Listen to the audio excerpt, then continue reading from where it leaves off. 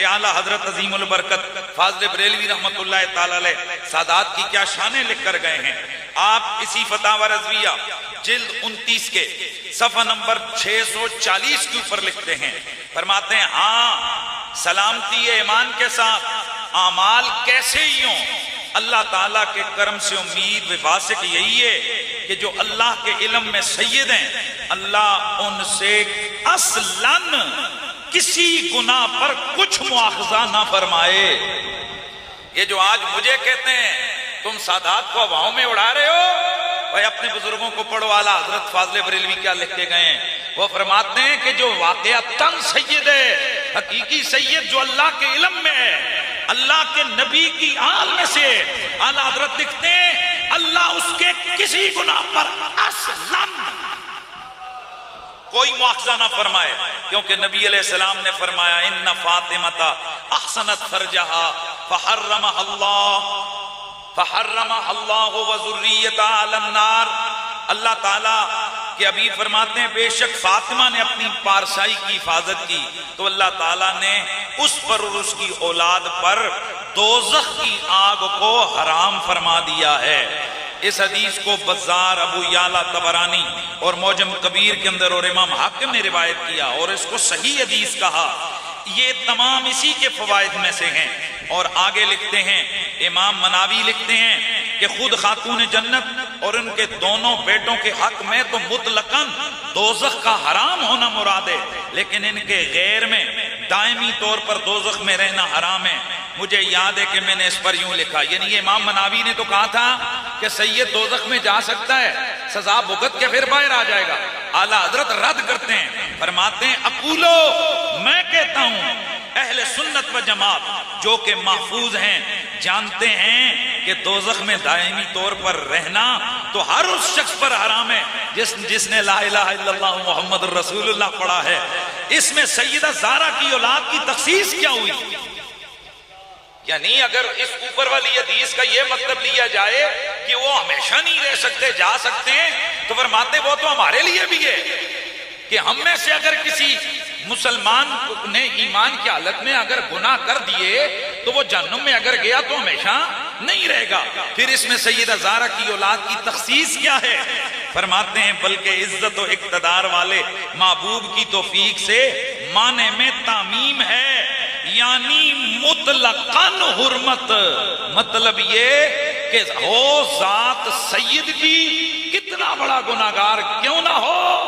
اللہ نے اس پہ یہ خاص کرم کیا ہوا ہے کہ مطلقاً اس پر جہنم کی آگ کو حرام قرار دے دیا ہے۔ یہ ہے فتاوی رضویہ۔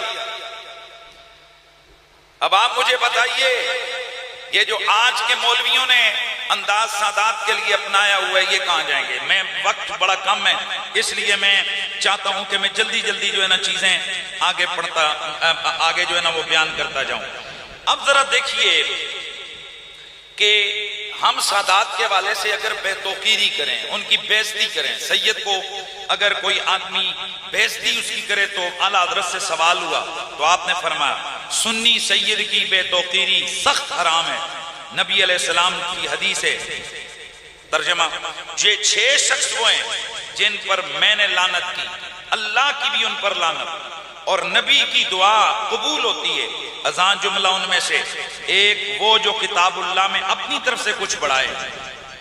اور وہ جو خیر و شر سب کچھ تقدیر اللہ کی تقدیر ہونے سے انکار کرے، اور وہ جو میری اولاد سے اس چیز کو حلال رکھے جو اللہ نے حرام کیا۔ آگے آخر تک حدیث بیان کی اور آگے ایک اور حدیث اعلیٰ حضرت لکھتے ہیں، فرماتے ہیں کہ حضور نے فرمایا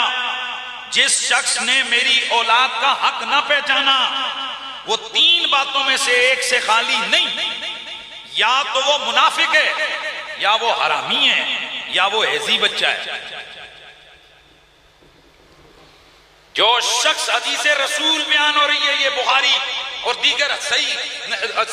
کی کتابوں کے اندر، سنیوں کتابوں میں حدیث موجود ہے، حضور فرماتے ہیں میری آل بیت کا جو بندہ حق نہ پہچانے، 3 میں سے ایک یقین کر لو اس میں بیماری پائی جاتی ہے، یا وہ کیا ہے